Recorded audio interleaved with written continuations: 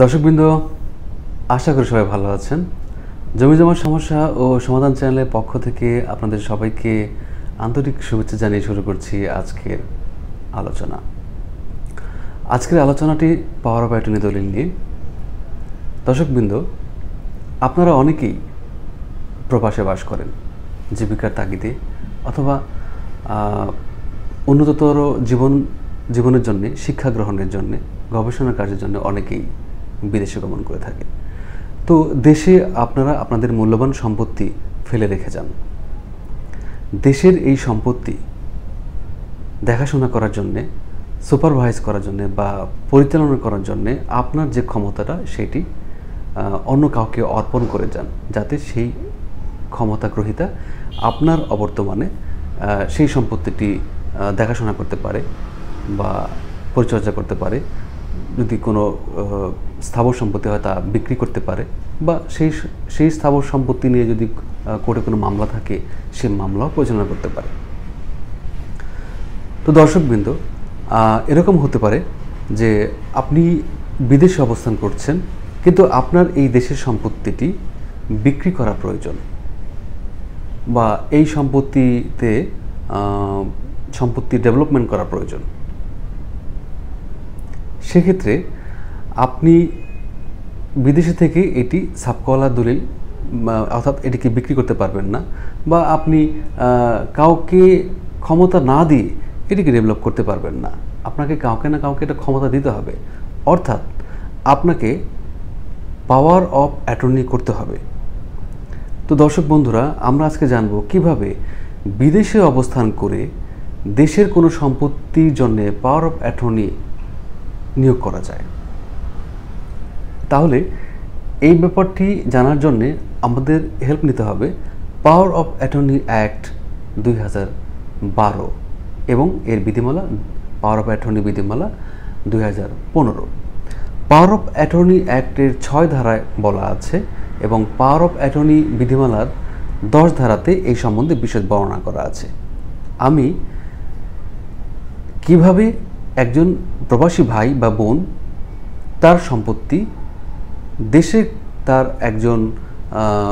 তার শুভাকাঙ্ক্ষীকে তিনি power of attorney নিয়োগ করতে পারেন, আমি প্রথম থেকে শেষ পর্যন্ত বিস্তারিতভাবে আলোচনা করব। আপনারা এই প্রসেসটি জেনে রাখবেন। আপনি আমেরিকাতে অবস্থান করছেন, বা সুইজারল্যান্ডে অবস্থান করছেন, বা পার্শ্ববর্তী দেশ ভারতে অবস্থান করতেই পারেন। আপনার সম্পত্তিটি বিক্রি করা প্রয়োজন। আপনি আপনার ভাই বা আপনার বন্ধু, আপনার শুভাকাঙ্ক্ষী, অন্য কাউকে আপনি পাওয়ার দলিল করে দিবেন। তখন আপনি যেটা কাজটি করবেন যে প্রথমে আপনি ওই দেশে, যে দেশে আপনি অবস্থান করছেন সেই দেশের যে আমাদের আছে দূতাবাসটি আছে, আমাদের বাংলাদেশে যে দূতাবাসটি আছে সেই দূতাবাসে চলে যাবেন।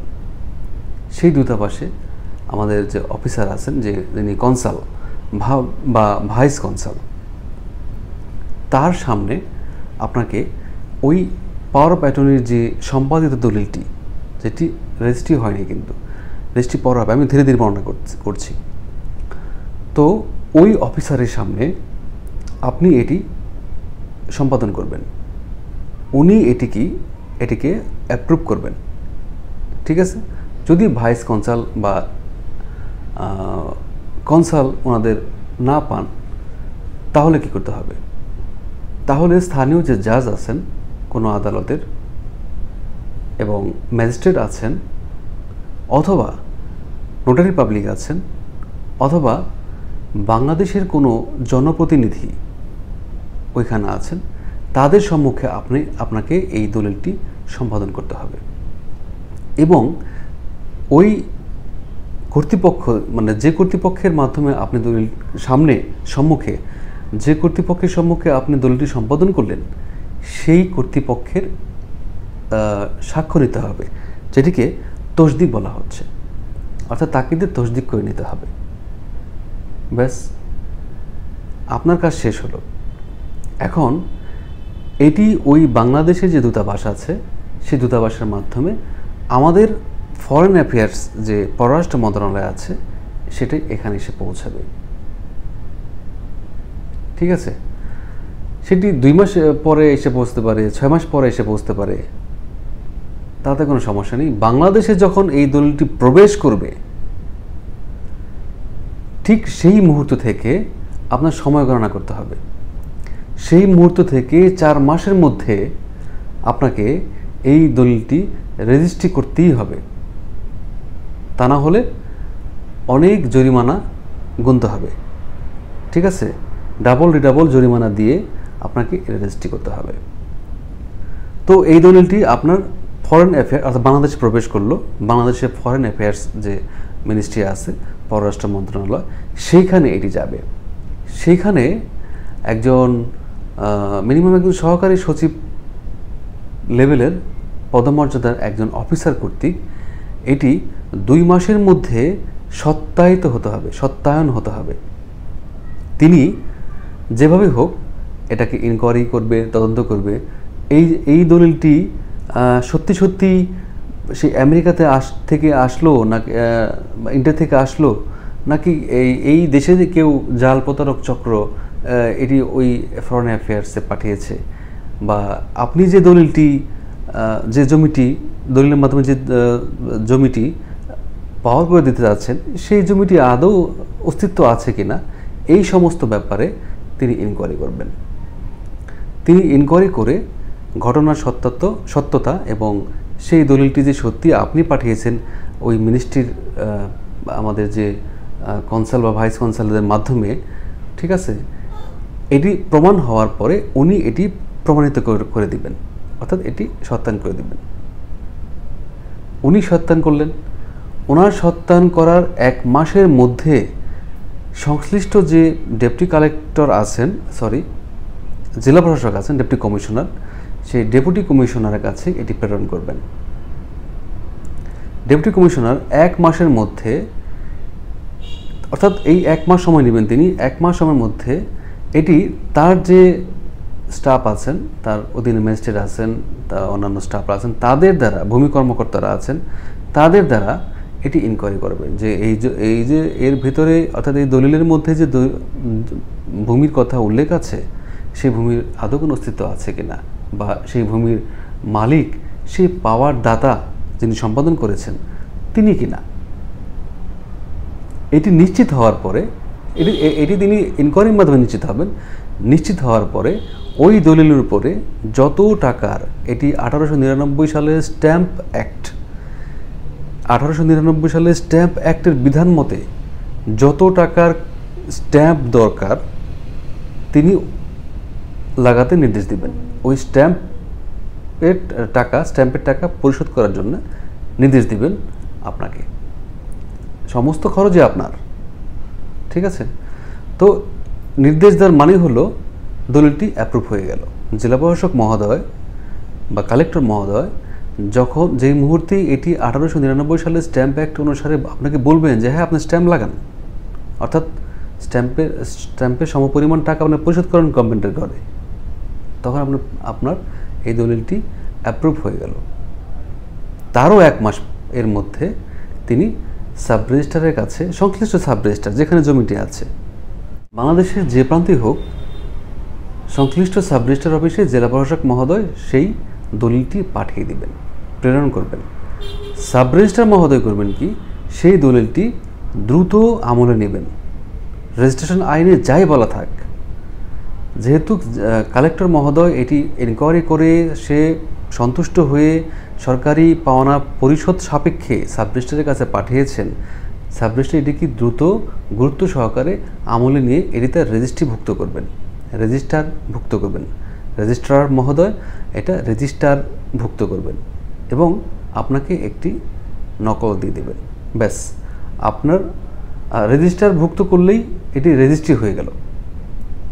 তিনি অ্যাপ্রুভ করে দেবেন, তিনি রেজিস্ট্রি করে মানে স্বাক্ষর করে এটি রেজিস্ট্রি করে দেবেন, ঠিক আছে।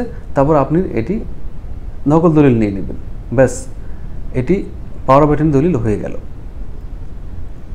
তো দর্শক বন্ধুরা, এটি হচ্ছে প্রসেস। আমি এই পদ্ধতির কথাটা উল্লেখ করলাম, আইনে এই পদ্ধতির কথা বলা আছে, আইনের পাওয়ার অফ অ্যাটর্নি অ্যাক্ট 2012 সালের 6 ধারার মতে। আর 2015 সালের যে বিধিমালা আছে পাওয়ার অফ অ্যাটর্নি বিধিমালা 2015 এর 10 ধারার 5 উপবিধির ক খ গতে এগুলো উল্লেখ আছে। দর্শক বন্ধুরা, এবারে প্রশ্ন উত্তরের পালা। আমাকে দুইজনে দুটো প্রশ্ন করেছেন বাংলাদেশ থেকে। একজন বলেছেন যে তার এক আত্মীয় দিনাজপুরে থাকেন, দিনাজপুরের বিরল উপজেলায় থাকেন। তিনি খুবই অসুস্থ, মানে সে মৃত্যুশয্যায়, তাকে টানা হেঁচড়ার কোনো উপায় নেই। তার জমিটি পিরোজপুরে। এখন তার এই সম্পত্তি তার ছেলেকে বা তার জীবদ্দশাতেই তার কোনো আত্মীয়কে যদি পাওয়ার অফ অ্যাটর্নি করা যায়, এবং সেটা কিভাবে? প্রিয় দর্শক, আপনার সেই আত্মীয়টি সুস্থ হোক সেই আশাবাদ ব্যক্ত করছি এবং তার প্রতি শুভকামনা জানাচ্ছি। সৃষ্টিকর্তা যেন তাকে সুস্থ করেন দ্রুত। আর পাওয়ার অফ রেজিস্ট্রেশন অ্যাক্ট 1908 এর 33 ধারা মতে, রেজিস্ট্রেশন আইন 1908 এর 33 ধারা মতে, যদি কোনো ব্যক্তি এমন জায়গায় অবস্থান করেন যেখানে এই আইন বলবৎযোগ্য, দিনাজপুরে আমাদের এই পাওয়ার অফ অ্যাটর্নি অ্যাক্ট দিনাজপুরে আমাদের এই রেজিস্ট্রেশন অ্যাক্ট 1908 বলবৎযোগ্য। কাজেই তিনি ওইখানকার যে সাব রেজিস্ট্রার আছেন, তিনি যেখানে অবস্থান করছেন, তার সামনে একটি পাওয়ার অফ অ্যাটর্নির দলিল সম্পাদন করবেন। তিনি যেহেতু যেতে পারবেন না, সেখানে কমিশনের সিস্টেম আছে। সাব রেজিস্ট্রার নিজে যাবেন অথবা তার মনোনীত কোনো কর্মকর্তা সেখানে গিয়ে তার স্বাক্ষর আনবেন, অর্থাৎ দলিলটি সম্পাদন, তার সামনে দলিলটি সম্পাদন হয়ে গেল। ঠিক আছে? আচ্ছা, এভাবে সে পাওয়ার অফ অ্যাটর্নি করতে পারেন। তারপরের কাজটুক সংশ্লিষ্ট সাব রেজিস্ট্রারের। আচ্ছা, দ্বিতীয় আরেকজন আমাকে প্রশ্ন করেছেন, তিনি থাকেন পার্বত্য চট্টগ্রাম এলাকায়। আমরা জানি বাংলাদেশের অনেক আইনই যে হিল ট্র্যাক্স যে আছে, যে পার্বত্য এলাকা আছে, সেই পার্বত্য এলাকার জন্য প্রযোজ্য নয়। অনেক আইনই এরকমভাবে প্রণয়ন করা হয় যে এই আইনটি সমস্ত বাংলাদেশে প্রযোজ্য শুধুমাত্র 3 ডিস্ট্রিক্ট, অর্থাৎ পার্বত্য যে জেলায় যে 3টা ডিস্ট্রিক্ট আছে, খাগড়াছড়ি, বান্দরবন এবং আরেকটি আছে যে রাঙামাটি, এই 3 এলাকা বাদে। তো যাই হোক, তো ওনার এক আত্মীয়, তিনিও খুব অসুস্থ, তিনিও ওই পার্বত্য চট্টগ্রামের রাঙামাটি এলাকায় থাকে বা বান্দরবন এলাকায় থাকে। তিনি বলেছেন যে যেহেতু এই আইনটি এদিকে প্রযোজ্য নয় এবং আমার এই আত্মীয় এখন তার বাড়িটি আমি জানি না কোথায়, এই সমতলে আসাও সম্ভব নয়, সে কীভাবে দেবেন? প্রিয় দর্শক, প্রথমে আমি আবারও বলছি, উনিও সৃষ্টিকর্তার আশীর্বাদ লাভ করুন, উনি দ্রুত সুস্থ হয়ে যান, এই কামনা করছি।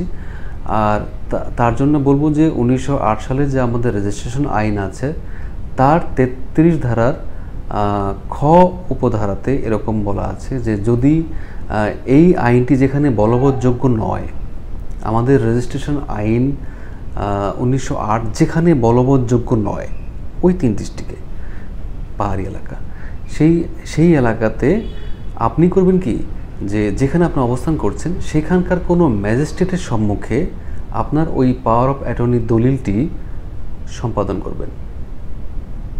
ঠিক আছে? পরের কাজটি কর্তৃপক্ষের, ওই কর্তৃপক্ষ এই কাজটি করে দেবেন।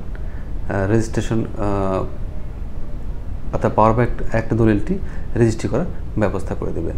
নির্দিষ্ট আইন আছে এবং প্রসেস আছে। তো দর্শকবৃন্দ, আপনারা উপকৃত হলে আমার চ্যানেলটি সাবস্ক্রাইব করবেন এবং শেয়ার করবেন। ভালো থাকবেন।